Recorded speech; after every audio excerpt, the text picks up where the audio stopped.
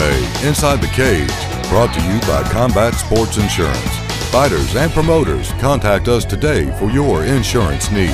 Welcome to MMA Inside the Cage. This week we'll dig deep and profile what could be the best pro-am in the country, the pride of Ohio, the NAAFS. Also, we'll look at some of the craziest gimmicks in MMA history and top it off with 3 words: Tag Team MMA. It's crazy. It's coming up in the second round. I'm your host, Cyrus Fees. Next to me, Casey Oxendine. Casey, I was called in the middle of the night saying that you were choking people out at the Don Cesar Hotel in Tampa, Florida. I'd love to know the explanation behind that. When I travel, I really do my best to fit in with the locals. Okay. Yeah. So when I got off the airplane, I noticed a big banner that said, Tampa welcomes the RNC. That's the Republican National Convention. There's an election coming. There you have it. Those bureaucrats were mad. I was snatching them up right and left. I think you were padding your record with those Republicans, man. Let's get right into the MMA news flurry. Kicking it off with Bellator. Bantamweight champion Eduardo Dantas, who some consider top 5 in the world, took a fight outside the promotion with Shooto Brazil. Well, that's maybe not such a horrible idea, but he was dismissed promptly, 1 minute and 40 seconds by Tyson Nam with a nasty knockout.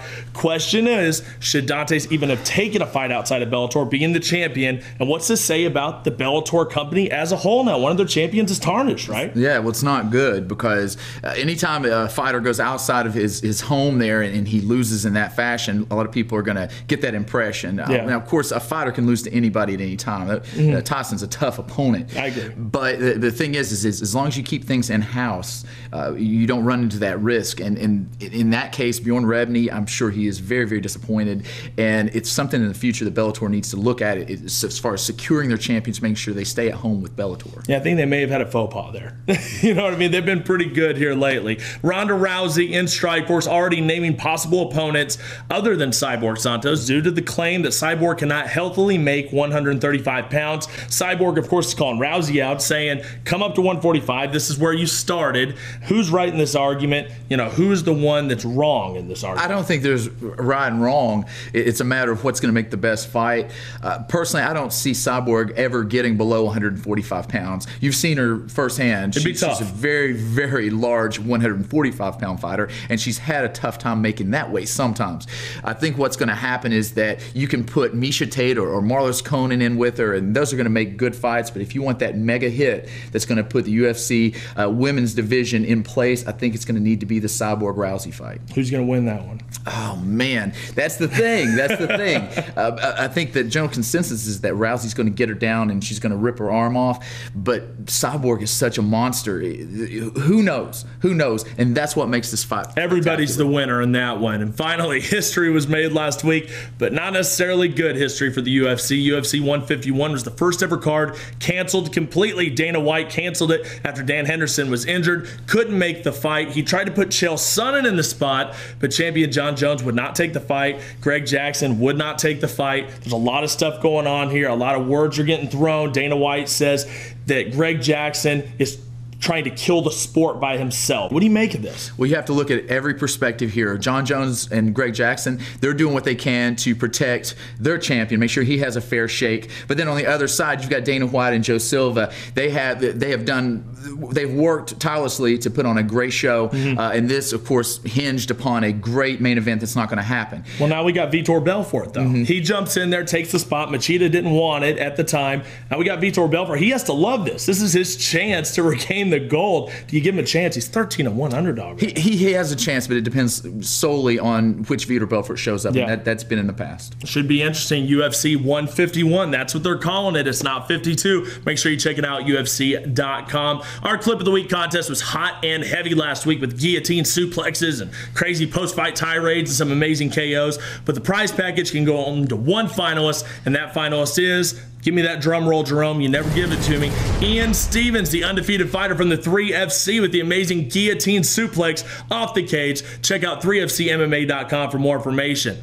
Well, this week, 12 more finalists are going for the big prize package. Casey, tell them what they can win. Well, you got a Training Mass 2.0 topping off the list, a Gamma Lab Shaker Cup with pre-workout formula, a copy of The Hammer on DVD, and clothing from Crucifix, BAM Fight Gear, and Fight Chicks. Well, it's Tag Team MMA in the Sandpit next round, but let's reveal your first 4 finalists for Clip of the Week. OSP coming out in the southpaw stance, flashing the jab, delivering the straight left through the guard. Oh, and catches him! Mamma mia! One punch knockout! OSP with the victory! Wow!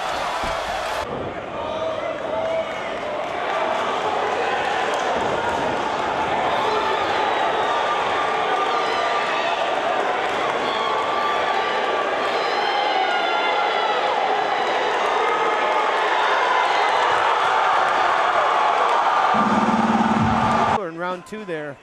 There's a fake axe kick and a head kick that lands. Another one. And Tom Waters is in trouble. And it's over. Good Torrence night. Taylor is putting him out here. See you later. That's a KO from Torrence Taylor.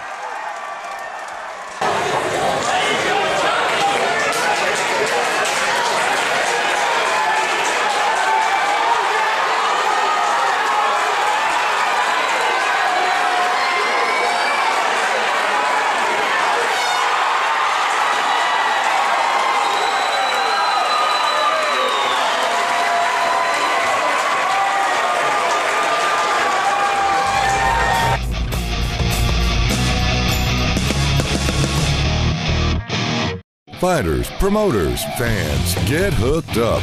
Send us your best knockouts and submissions by visiting MMAInsideTheCageTV.com and click Get On Air.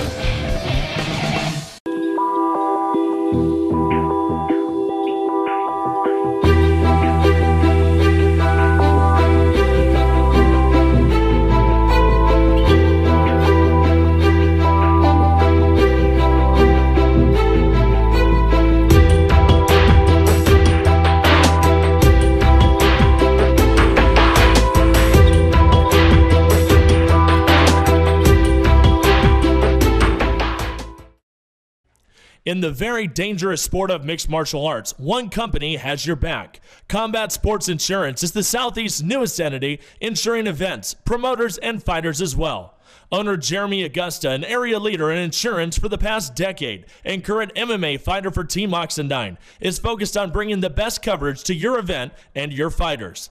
Combat Sports Insurance. Call today at 423-571-2519 or visit combatsportsinsurance.com.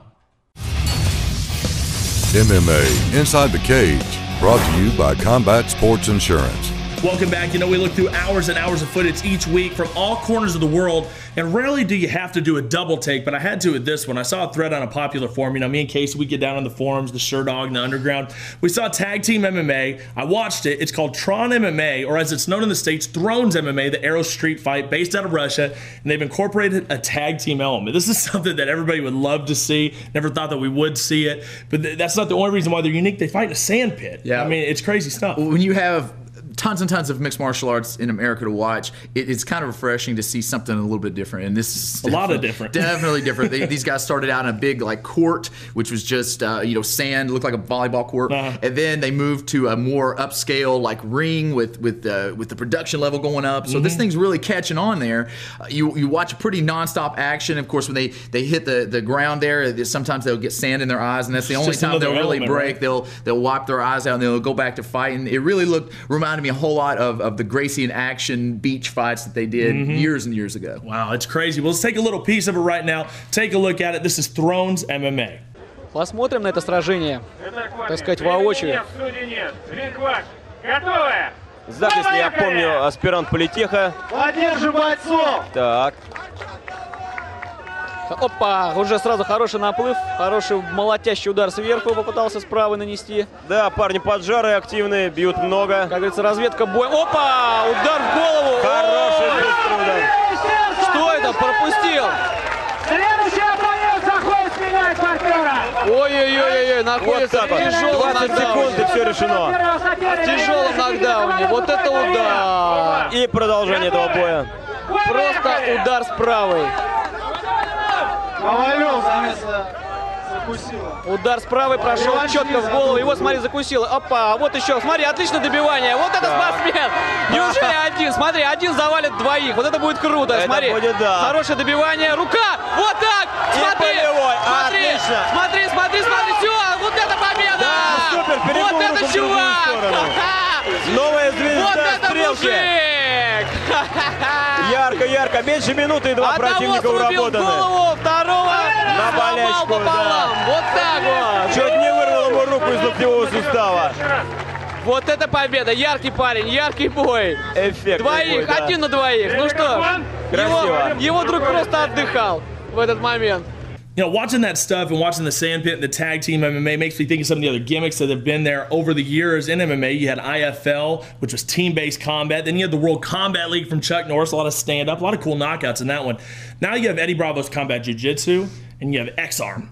Which is your favorite? Because I see you watching the old X-Arm footage on there just non-stop with the X-Arm. Well, you know X-Arm is not by any means mixed martial arts. It's just gratuitous violence. But the other three are pretty legit. IFL, of course, produced Ben Rothwell and Big Country. Then you've got the World Combat League that produced Stephen Thompson. And you know, Eddie Bravo's deal is really to give a more maybe spectator's vantage point to grappling. Allow Do you the think the striking Brazilian and- Jiu-Jitsu needs that, though, to be excited? Obviously, you enjoy There's it. a in its niche. purest There's form, a right? niche to the people that compete in it. It's sort of like golf. If you really don't participate in golf in some fashion, you're not going to be able to understand and enjoy watching that pace of the grappling match. So that I can understand where Eddie Bravo's coming with adding the strikes to it. Yeah, sure. Well, you can learn more about Thrones MMA and the Sand Pit and the Tag Team MMA by checking out their website. That's thronesmma.com, and you never know where you might see them next. Well, it's all about NAAFS after the break, complete with a main event from a future UFC main eventer. But now, it's your next 4 finalists for Clip of the Week.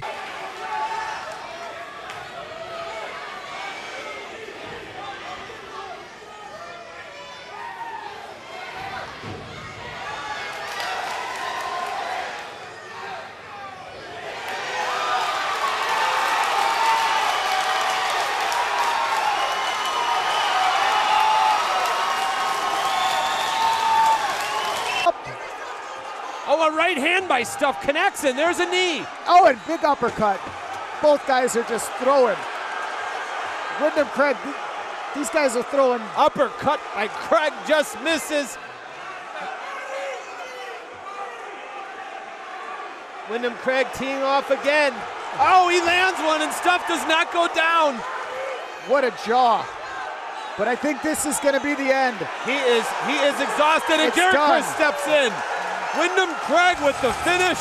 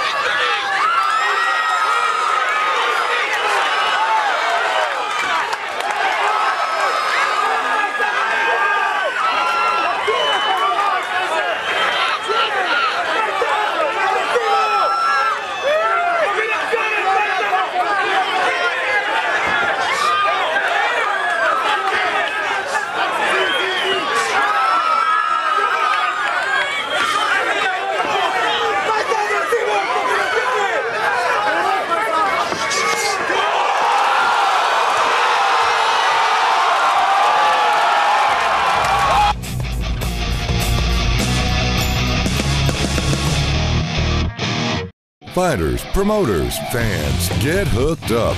Send us your best knockouts and submissions by visiting MMAInsideTheCageTV.com and click Get on Air.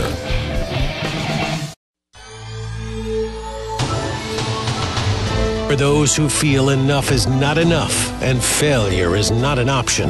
For those, there's Gamma Labs Pre-Training Formula, the next generation pre-workout supplement, a human enhancement formula designed to build a superior athlete. More power, more speed, more endurance, more mental focus, more of you.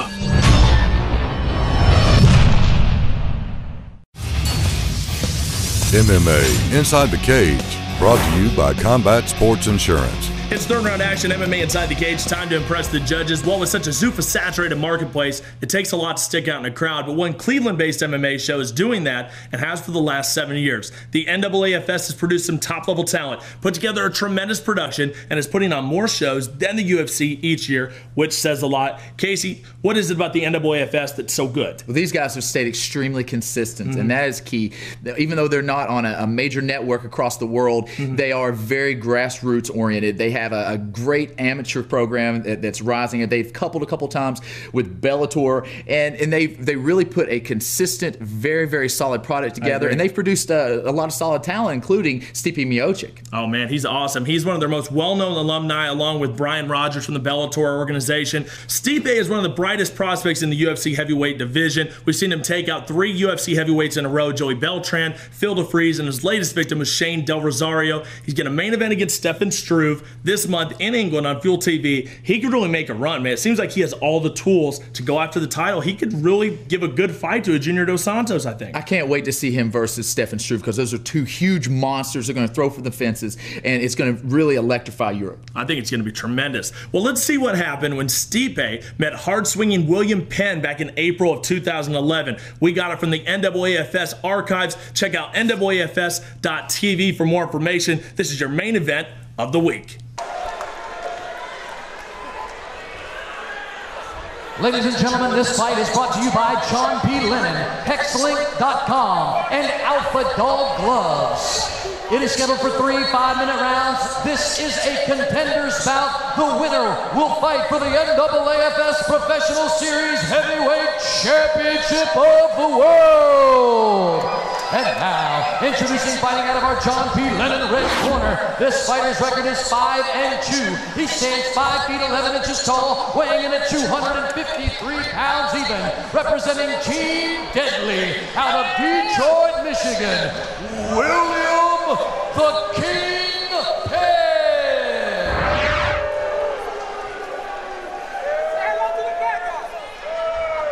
And now his opponent, standing across the cage, fighting out of our B3 Enterprises blue corner. This fighter is undefeated with 9 wins and 0 defeats. He stands 64 inches tall and weighed in at 236 pounds, representing Strong Style Fight Team, Independence, Ohio, Stipe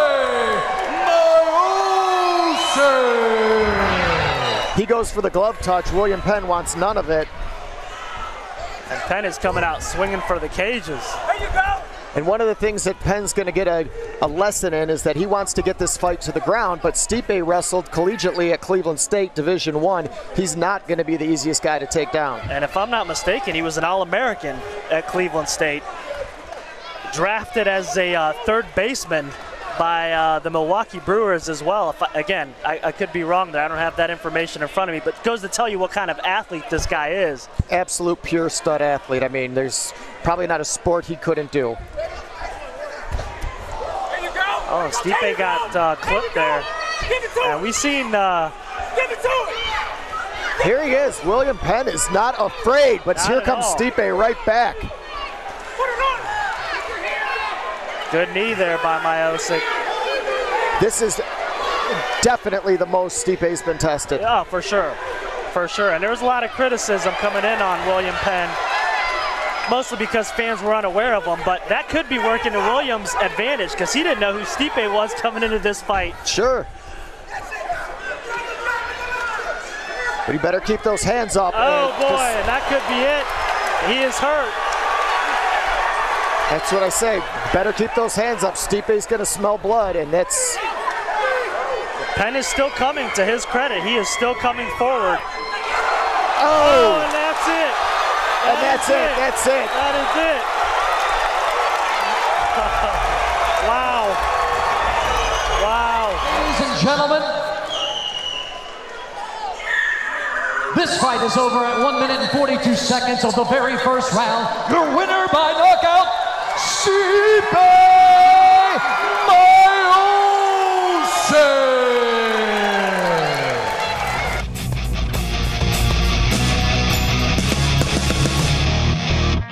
Fighters, promoters, fans, get hooked up.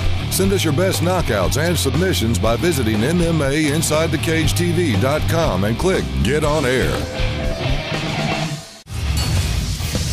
MMA Inside the Cage, brought to you by Combat Sports Insurance. Just about time to wrap this episode up, but not before your final 4 finalists for Clip of the Week.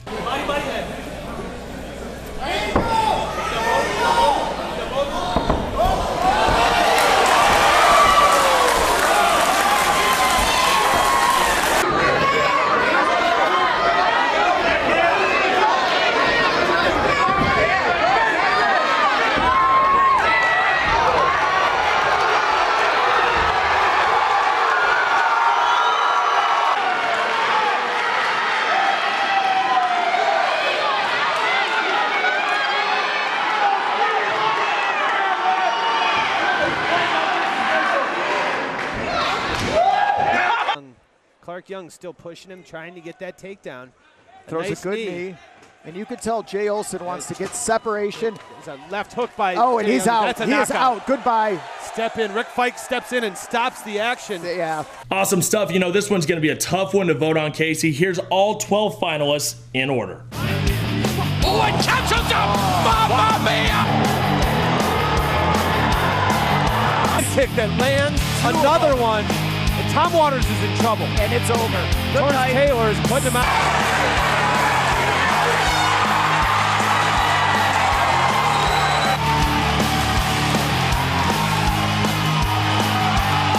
What a jaw. But I think this is going to be the end. He is exhausted, and Garrett Chris steps in.